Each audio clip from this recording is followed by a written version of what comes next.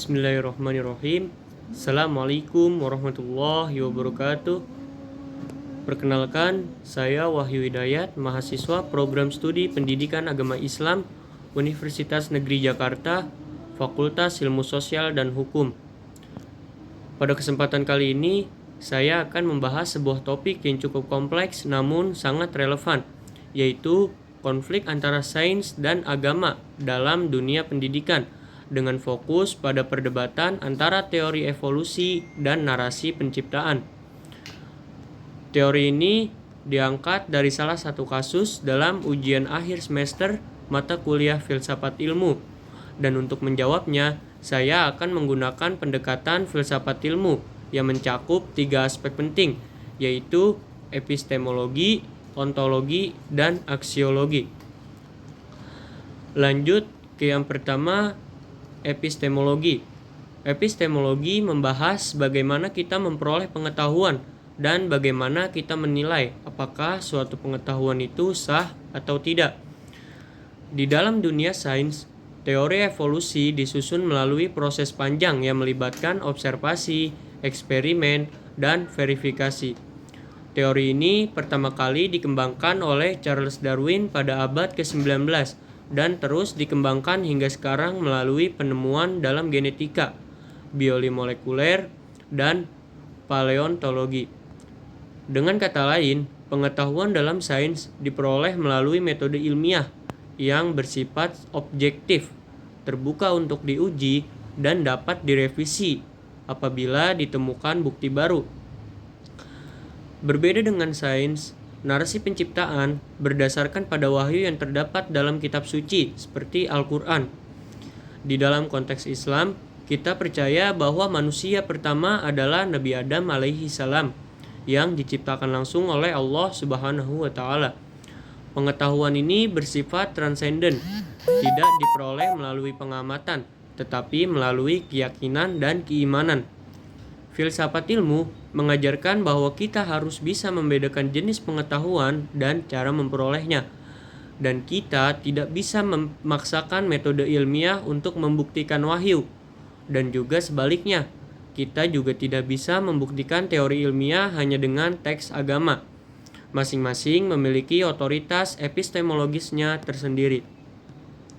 Kedua, ada ontologi. Ontologi adalah cabang filsafat yang membahas tentang hakikat keberadaan dan realitas. Dalam hal ini, kita berbicara tentang 2 penjelasan yang berbeda mengenai asal-usul kehidupan. Teori evolusi menjelaskan bahwa makhluk hidup berkembang secara bertahap dan bentuk sederhana ke bentuk kompleks melalui seleksi alam. Ini adalah penjelasan ilmiah yang bersifat naturalis. Sedangkan narasi penciptaan menjelaskan bahwa manusia diciptakan secara langsung oleh Tuhan dalam bentuk yang sudah sempurna sejak awal. Dan ini adalah penjelasan teologis yang bersumber dari keyakinan akan adanya kehendak ilahi dalam menciptakan kehidupan.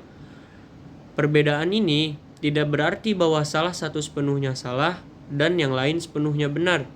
Filsafat ilmu memungkinkan kita untuk melihat bahwa realitas bisa ditafsirkan dari banyak sudut pandang, tergantung pada kerangka berpikir kita sendiri. Sains mencoba menjelaskan bagaimana sesuatu terjadi, dan agama menjawab pertanyaan, mengapa itu terjadi? Dengan demikian, keduanya bisa saling melengkapi, bukan saling bertentangan.